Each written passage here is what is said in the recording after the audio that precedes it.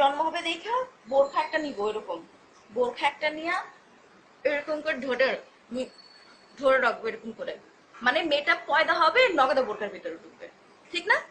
এটাই তো চাচ্ছেন। বোরখা পরলে, পর্দা করলে মানে আপনার এগুলো আটকাতে পারবে না, চিন্তা ভাবনা চেঞ্জ করতে হবে, এইখান থেকে চিন্তা ভাবনা চেঞ্জ করতে হবে। আর পর্দা করলে আপনাদের চোখে পর্দা করেন, এই যে চোখের মধ্যে পর্দা করেন। কারণ হচ্ছে আপনারা খারাপ। এখন যদি একটা রাস্তার মধ্যে একটা মেয়ে ন্যাংটা হয়েও হাইটা যায়, আপনারা তাকাবেন কেন? আপনাদের ধর্ম এটা বলছে আমি মুসলিম, আমি মুসলিম। ঠিকই কইছে ফেরাউনের বাচ্চা, ইহুদির বাচ্চা। এই ইহুদির বাচ্চা, আমরা পুরুষ জাতি খারাপ না? আমরা পুরুষ জাতি খারাপ ঠিকই কইছস। আমাদের পুরুষ জাতি খারাপ হইলে আমাদের হযরত মুহাম্মদ সাল্লাল্লাহু আলাইহি সাল্লাম উনিও তো একটা পুরুষ। তোরা যে জন্মের পরে মাটির নিচে প্রুত করে জাতি গা তোদের বাপ মা যে সঙ্গে মাটির নিচে পুইতা ফেলাইতো, তখন ভালো ছিল। ওই পুরুষ জাতি হযরত মুহাম্মদ সাল্লাল্লাহু আলাইহি সাল্লাম বলছিল এই আইন আজকের থেকে নিষিদ্ধ।